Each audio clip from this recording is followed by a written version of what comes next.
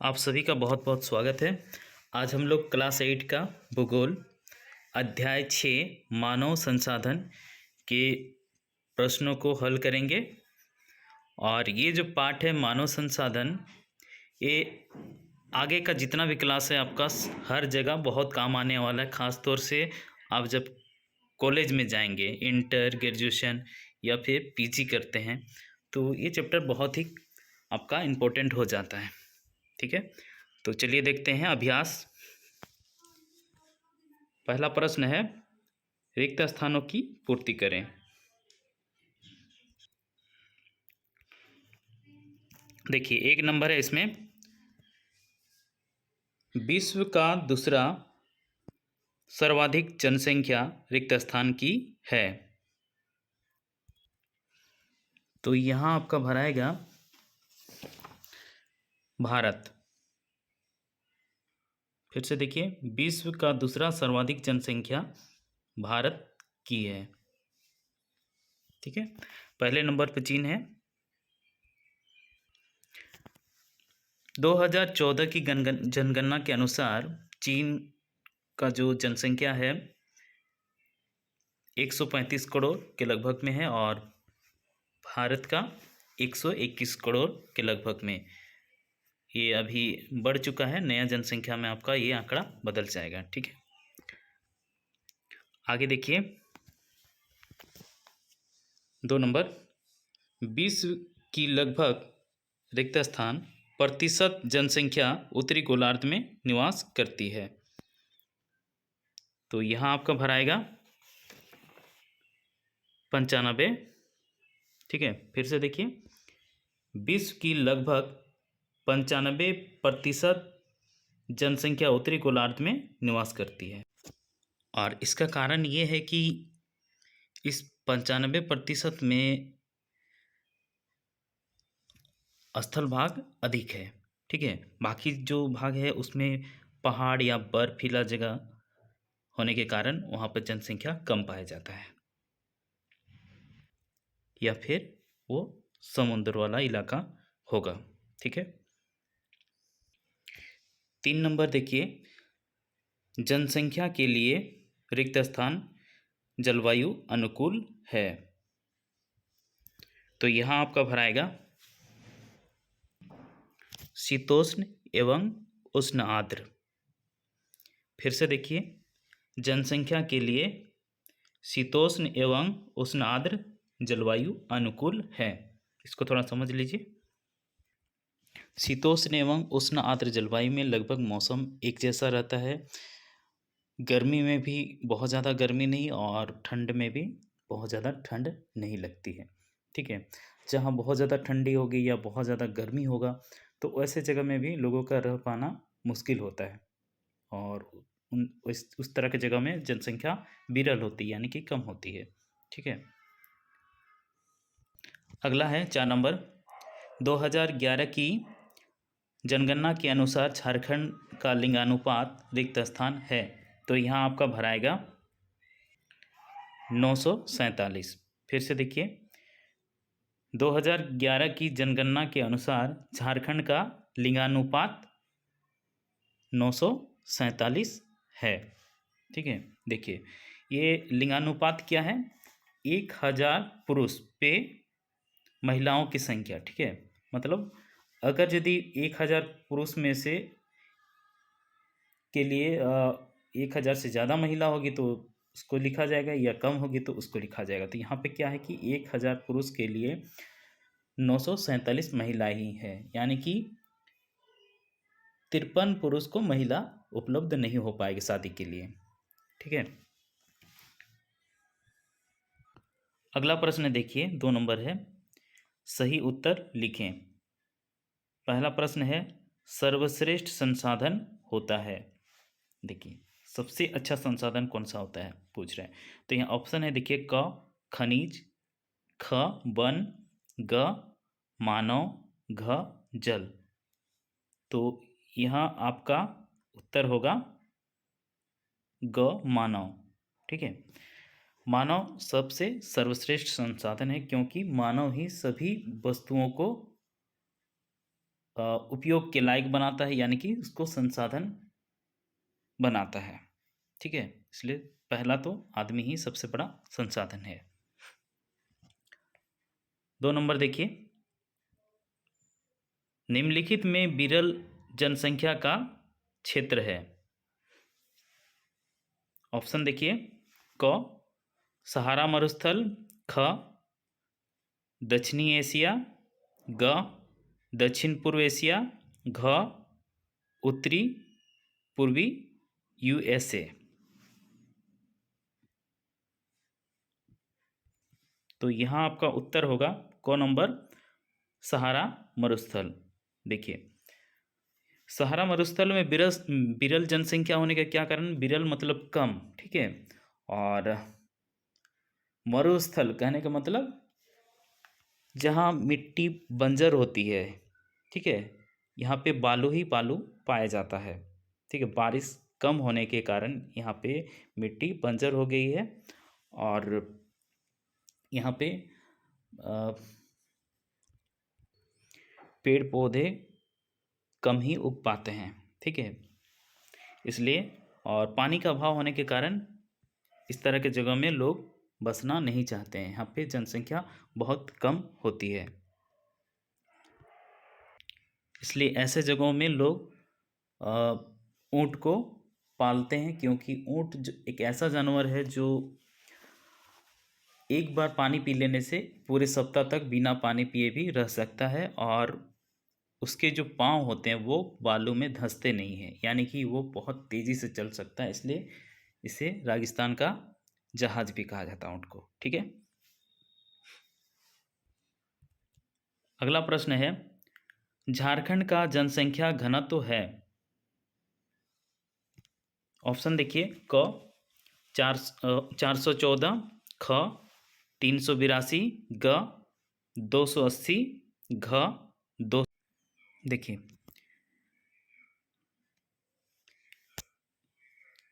झारखंड का जो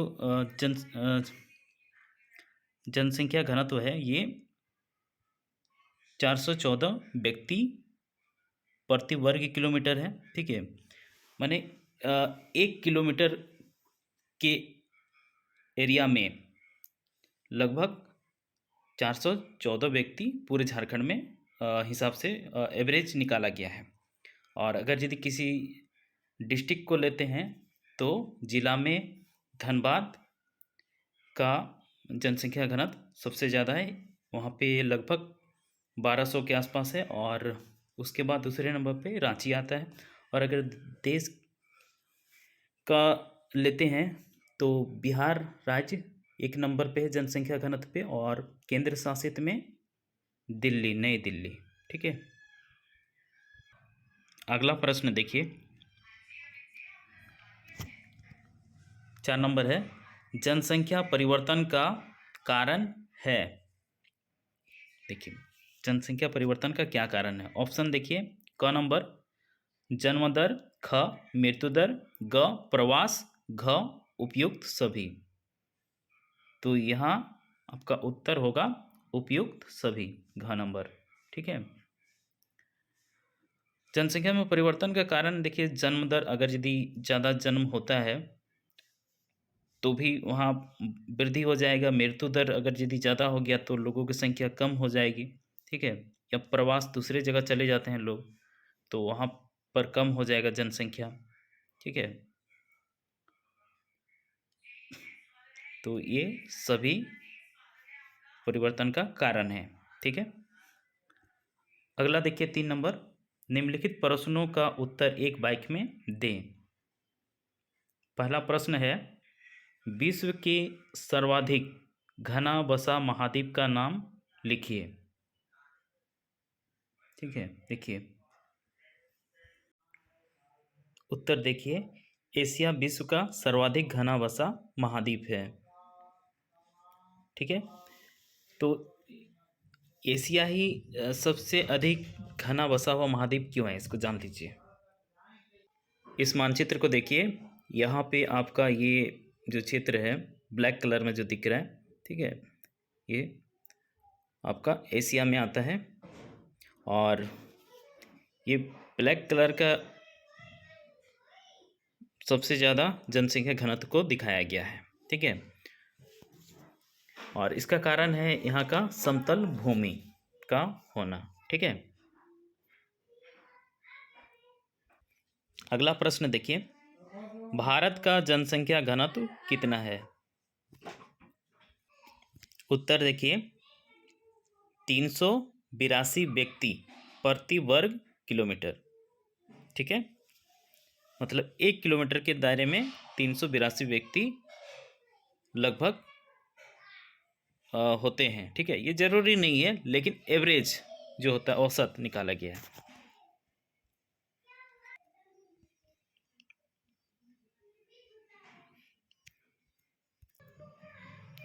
अगला प्रश्न है 3 नंबर, जनसंख्या वितरण को प्रभावित करने वाले कारकों का उल्लेख कीजिए। उत्तर देखिए, जनसंख्या वितरण को मुख्यतः 2 कारक प्रभावित करते हैं। पहला है भौगोलिक कारक और दूसरा मानवीय कारक। ठीक है, कारक यानी कि कारण। ठीक है, तो भौगोलिक कारक में क्या है कि देखिए ये इसके अंतर्गत भू आकृति, जलवायु एवं प्राकृतिक संसाधनों की उपलब्धता होती है। ठीक है, पहाड़ी इलाका या में लोग ज़्यादा नहीं रह सकते हैं, समतल भूमि पे ही रह सकते हैं। जलवायु अच्छा होना चाहिए, बहुत ज़्यादा गर्म या ठंडा में नहीं रह सकते हैं। समशीतोष्ण जलवायु में लोग रह सकते हैं। उष्ण आर्द्र जलवायु में लोगों को बसाव के लिए अच्छा होता है। और प्राकृतिक संसाधनों में देखिए वहाँ पे पेड़ पौधे होना चाहिए। ठीक है, मरुस्थली भूमि नहीं होना चाहिए। और मानवीय कारक में इसके अंतर्गत आपका देखिए सामाजिक, आर्थिक और सांस्कृतिक कारक है। ठीक है, इसके अंतर्गत जैसे कि सामाजिक कारक में क्या है कि शिक्षा, स्वास्थ्य को लेकर के लिए भी लोग शहरों में जाते हैं। ठीक है, यानी यहाँ पे उनको ज़्यादा सुविधाएं मिलती हैं। आर्थिक कारक भी शहरों में ज़्यादा लोगों को मिलता है रोज़गार, गांव में रोज़गार नहीं मिल पाता है। ठीक है, पैसा कमाने के लिए लोग शहर की ओर ही ज़्यादातर आते हैं। और सांस्कृतिक कारक में भी जैसे क्या है कि संस्कृति, हमारा जो मंदिर मस्जिद है। ठीक है, तो जैसे कुछ बहुत सारे नगर हैं जो मंदिरों के लिए ही जाना जाता है, जैसे वाराणसी, हरिद्वार, पुरी। ठीक है, अगला प्रश्न है 4 नंबर, देखिए, विश्व जनसंख्या दिवस कब मनाया जाता है? तो इसका उत्तर है देखिए, 11 जुलाई को हर वर्ष विश्व जनसंख्या दिवस मनाया जाता है। इसको भी जान लीजिए थोड़ा सा कि ये कब से मनाया जा रहा है और क्यों मनाया जा रहा है। ठीक है, तो सर्वप्रथम 11 जुलाई 1989 को इसकी घोषणा की गई थी। और सन 1987 को जब देश की जनसंख्या का आंकड़ा करीब 5 अरब हुआ, तो बढ़ती हुई जनसंख्या संबंधी मामलों पर लोगों को जागरूक करने के लिए विश्व जनसंख्या दिवस मनाने का निर्णय लिया गया। ठीक है, यानी कि 11 जुलाई 1989 से ये लगातार चलता आ रहा है, 11 जुलाई के दिन। अगला प्रश्न देखिए, 4 नंबर है लघु उत्तरीय प्रश्न। 1 नंबर प्रश्न है इसमें, मानव संसाधन है कैसे? उत्तर देखिए, मानव स्वयं एक संसाधन है। ठीक है, क्योंकि पृथ्वी पर जितने भी प्रकार के संसाधन हैं उनका दोहन एवं उपयोग मनुष्य ही कर सकता है। ठीक है, या फिर आप लिख सकते हैं, मानव किसी भी वस्तु को अपनी आवश्यकताओं और योग्यताओं से उससे संसाधन में परिवर्तित कर देते हैं। ठीक है, मतलब जितना भी वस्तु है सबको अपनी आवश्यकता योग्य बनाने का काम मानव ही करता है, इसलिए मानव सबसे बड़ा संसाधन है, आदमी। ठीक है, अगला प्रश्न देखिए, जलवायु किस प्रकार जनसंख्या वितरण को प्रभावित करती है? उत्तर देखिए, जलवायु जनसंख्या वितरण को प्रभावित करती है क्योंकि अत्यधिक गर्म या ठंडी जलवायु वाले क्षेत्र मानव बसाव के लिए उपयुक्त नहीं होते हैं। शीतोष्ण जलवायु वाले क्षेत्र में सघन जनसंख्या पाई जाती है तथा गर्म एवं ठंडे मरुस्थलीय प्रदेशों में विरल जनसंख्या होती है। ठीक है, विरल कहने का मतलब कम। ठीक है, सघन में ज़्यादा। अगला प्रश्न देखिए, 3 नंबर है, जनसंख्या परिवर्तन की 3 मुख्य प्रक्रियाएं कौन कौन सी हैं? तो उत्तर देखिए, जनसंख्या परिवर्तन की 3 मुख्य प्रक्रियाएं हैं। पहला जन्म दर, दूसरा मृत्यु दर, तीसरा प्रवास। इसे थोड़ा समझ लीजिए। जन्म दर एवं मृत्यु दर में अंतर तथा प्रवास, जो दूसरे जगह जाके बस जाते हैं या दूसरी जगह से आते हैं। ठीक है, तो जनसंख्या परिवर्तन का कारण होता है। ठीक है, जब किसी क्षेत्र विशेष में जन्म दर या मृत्यु दर अधिक होती है तो जनसंख्या में वृद्धि होती है, और जन्म दर और मृत्यु दर बराबर होने की स्थिति में जनसंख्या स्थिर रहती है। जन्म दर जब मृत्यु दर से कम हो जाती है तो जनसंख्या घटने लगती है, और प्रवास के कारण भी जनसंख्या के आकार में परिवर्तन होता है। ठीक है, कम या ज़्यादा। अगला प्रश्न देखिए, उत्प्रवास एवं आप्रवास में अंतर स्पष्ट कीजिए। उत्तर है देखिए, उत्प्रवास देश छोड़कर दूसरे देश जाना। ठीक है, कहने का मतलब है कि अपना जो मातृभूमि है उस जगह को छोड़ के दूसरे जगह में चले जाना, वहाँ जाके बस जाना उत्प्रवास है। और आप्रवास देखिए, दूसरे देश से किसी एक देश में आना। कहने का मतलब कोई बाहर से आपके यहाँ पे आता है तो वो अप्रवासी होता है। ठीक है, अगला प्रश्न देखिए, 5 नंबर है, अंतर बताएं। इसमें पहला प्रश्न है, जन्म दर और मृत्यु दर में अंतर बताना है।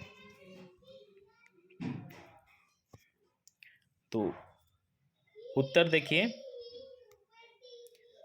जन्म दर प्रति हजार जनसंख्या पर प्रति वर्ष जीवित बच्चों की संख्या। ठीक है, मतलब 1000 बच्चा जहाँ जन्म ले रहा है और उसमें कितना बच्चा जीवित रह रहा है। ठीक है, और मृत्यु दर में देखिए, प्रति 1000 जनसंख्या पर प्रति वर्ष मृतकों की संख्या।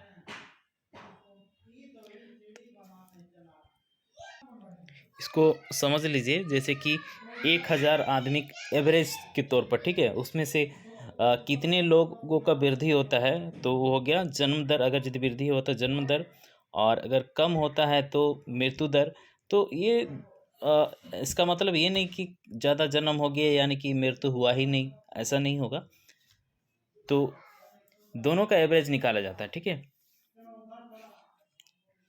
कि कितने बच्चे बढ़ रहे हैं और कितने लोगों की मृत्यु हो रही और कौन सा ज़्यादा हो रहा है। ठीक है, अगर मृत्यु ज़्यादा होगा तो जनसंख्या कम होगा, और जन्म ज़्यादा होगा तो जनसंख्या ज़्यादा होगा।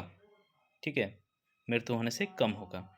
यानी कि बहुत सारे बच्चे जो पहले जन्म लेते थे वो कुपोषण या कुछ माँ की कुछ कमियों के कारण वो जन्म लेते ही मर जाते थे। ठीक है, तो अब उनको सही इलाज मिलने के कारण मृत्यु कम हो रही है, जिसके चलते जन्म दर बढ़ रहा है।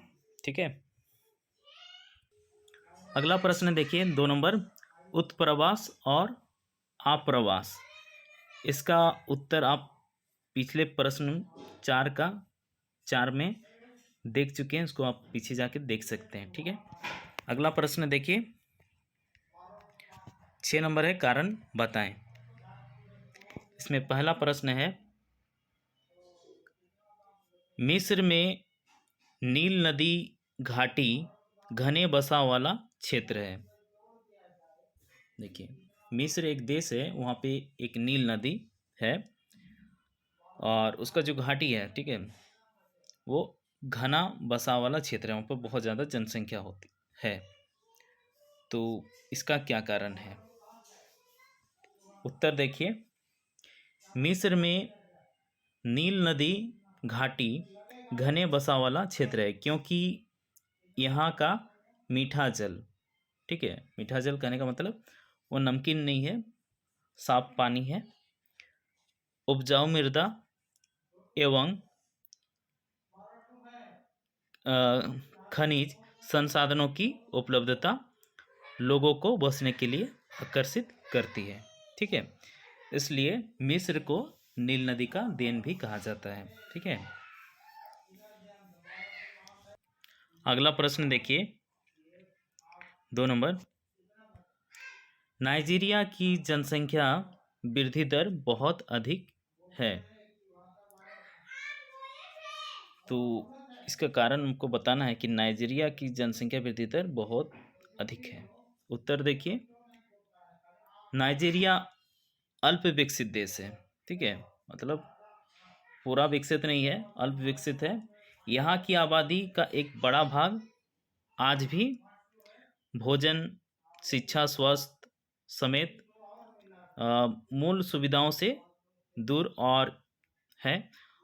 ये जनसंख्या नियंत्रण पर ध्यान नहीं देते हैं। ठीक है, देखिए, कहने का मतलब है कि यहाँ थोड़ा सा शिक्षा की कमी है। ये लोग सोचते हैं जैसे क्या था कि पहले बच्चा खूब मरते थे, तो ज़्यादा से ज़्यादा ये अपने वंश को बढ़ाने के लिए बहुत ज़्यादा बच्चे करते हैं। और पहले क्या था कि कुछ बच्चे मर जाते थे, लेकिन अब सही से कुछ इलाज मिलने के कारण अब उतने बच्चे नहीं मरते हैं, इसलिए अब उनकी जनसंख्या बहुत ज़्यादा बढ़ रही है।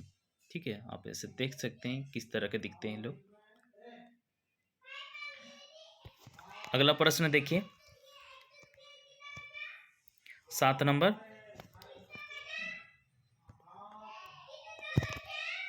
दीर्घ उत्तरीय प्रश्न है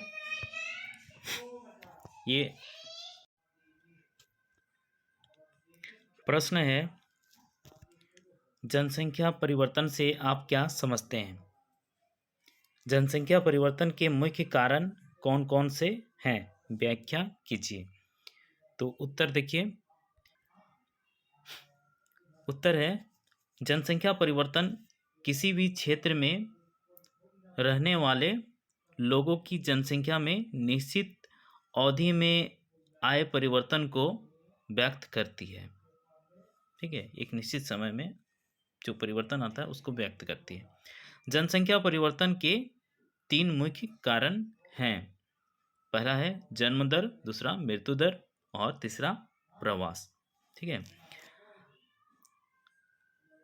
जब किसी क्षेत्र विशेष में जन्म दर मृत्यु दर से अधिक होती है तो जनसंख्या वृद्धि होती है, और जब जन्म दर मृत्यु दर से कम हो जाती है तो जनसंख्या घटने लगती है। प्रवास के कारण भी जनसंख्या के आकार में परिवर्तन होता है। उत्प्रवास के कारण किसी क्षेत्र की जनसंख्या घटती है, ठीक है, माने अपनी मातृभूमि से वो दूसरी जगह में चले जाते हैं। तथा अप्रवास के कारण बढ़ती है, बाहर से लोग आके बस जाते हैं, ठीक है। अगला प्रश्न देखिए 2 नंबर, जनसंख्या पिरामिड से आप क्या समझते हैं? किसी देश की जनसंख्या पिरामिड से किन बातों का पता चलता है? देखिए उत्तर देखिए,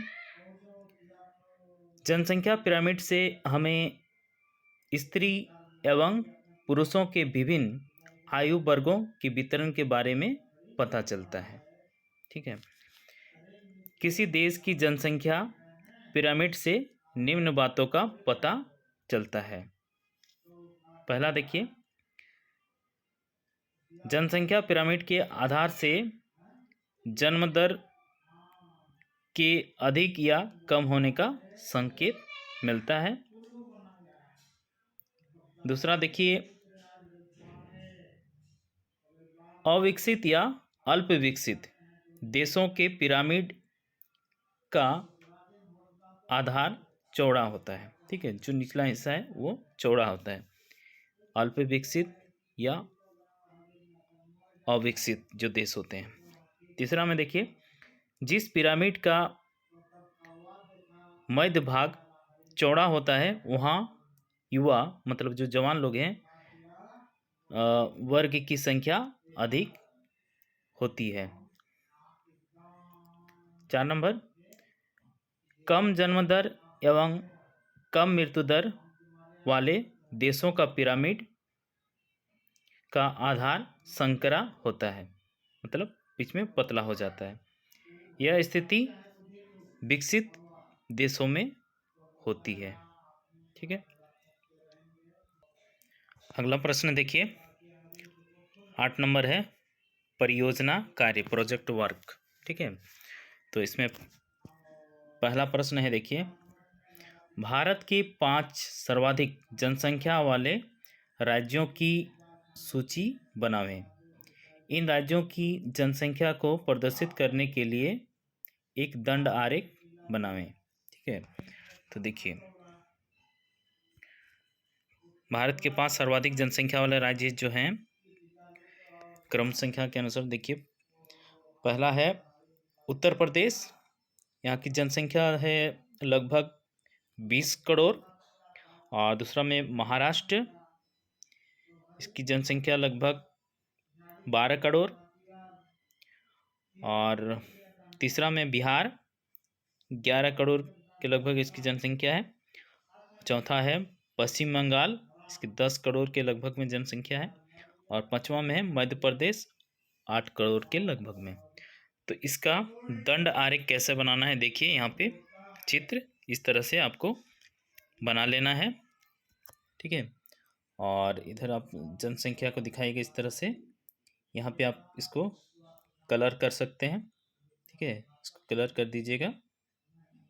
ये उत्तर प्रदेश, महाराष्ट्र, बिहार, पश्चिम बंगाल, मध्य प्रदेश, ठीक है, ये राज्यों के।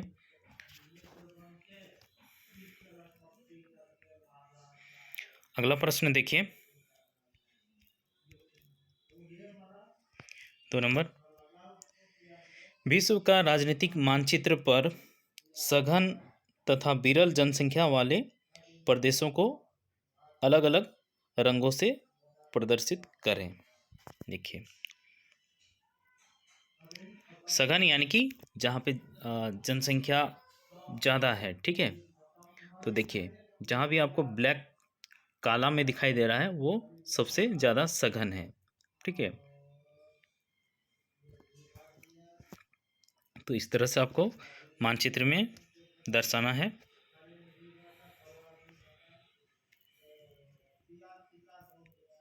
ठीक है। इस तरह से भी आप कर सकते हैं। अब कुछ इस पाठ से संबंधित कुछ MCQ बहुविकल्पीय प्रश्नों को देखिए। यहाँ प्रश्न और डायरेक्ट इसका उत्तर आपको हम बताते हैं। देखिए, भारत जनसंख्या के दृष्टि से विश्व का कौन सा बड़ा देश है? ठीक है, इसको हम लोग कर चुके हैं। तो विश्व में दूसरा बड़ा देश है। ठीक है, अगला देखिए, दूसरा प्रश्न है, विश्व जनसंख्या दिवस किस तिथि को मनाया जाता है? तो इसका उत्तर होगा 11 जुलाई। ठीक है, तीसरा प्रश्न देखिए, 2011 की जनगणना के अनुसार झारखंड की जनसंख्या घनत्व कितना है? तो इसका उत्तर है 414। अगला प्रश्न है, देखिए, 2011 की जनगणना के अनुसार झारखंड की जनसंख्या कितनी है? तो इसका उत्तर होगा 3 करोड़। अगला प्रश्न है, अधिक ठंडी जलवायु के कारण निम्नलिखित में से किस देश का जनसंख्या घनत्व बहुत कम है? तो इसका उत्तर होगा कनाडा। ठीक है, कनाडा देखिए यहाँ पे जनसंख्या घनत्व कम है।